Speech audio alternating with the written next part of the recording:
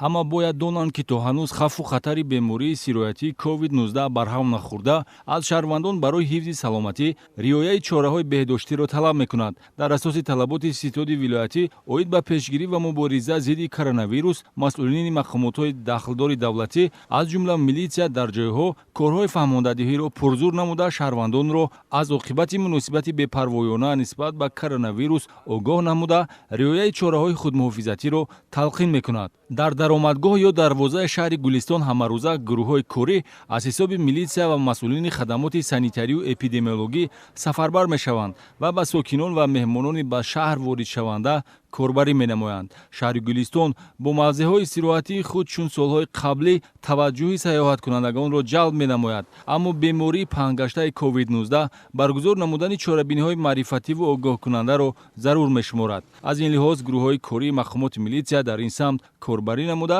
дар баробари тақсими ниқоби тиббӣ ба нафарони эҳтиёҷманд моҳияти риояи гигиенаи шахсиро мефаҳмонанд. Дар шаҳри Бӯстон низ қувваи воситаҳои сохторҳои ҳукуматӣ дар ҷойҳои ҷамъиятӣ, боғҳои фарҳангӣ фароғатӣ, хиёбону гулгаштҳо барои пешгирӣ аз бемории коронавирус чорабиниҳои тавсиявӣ гузаронида, аҳолиро барои роҳ надодан ба бепарвоӣ аз қабили гаштугузор дар ҷойҳои ҷамъиятӣ бе ниқоби тиббии муҳофизатӣ, риояи фосилаи иҷтимоӣ, худдорӣ кардан аз ташкили маърака ва ҷашну маросим бо иштироки одамони зиёд огоҳ мекунанд. Ҳамзамон ба нафарони эҳтиёҷдошта ниқоби тиббии ройгон тақсим карда мешавад. самти дигари фаъолияти гурӯҳҳои корӣ бо усули хонагаштак ба роҳ монда шудааст, ки дар ҳайати он нозирони минтақавии милитсия, ходимони тиб, санитарию эпидемиологӣ ва масъулини мақомоти иҷроияи ҳокимияти давлатӣ шомиланд. Дар суҳбати рӯбарӯ бо мардум ҷиҳати пешгирӣ аз бемории сироятӣ тавсияҳои беҳдоштӣ дода шуда, ҳамзамон аз шароити омодагии шаҳрвандон дар муқовимат бо COVID-19 маълумот барои минбаъд муайян намудани самти фаъолият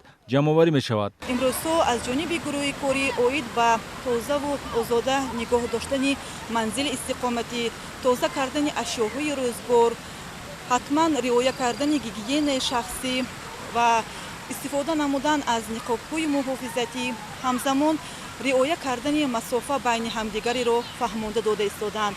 Ва инчунин дар анамин гурӯҳҳои корӣ, ки духтурони тибби оилавӣ шомил ҳастанд, аз ҷониби онҳо низ маслиҳатҳо ва тавсияҳои хеле муфид дода шуда истодааст. ва ман гумон мекунам, ки албатта риояи қоидаҳои беҳдоштӣ имкон медиҳад, ки хавфи сироят ва паҳншавии бемории COVID-19 коҳиш ёбад.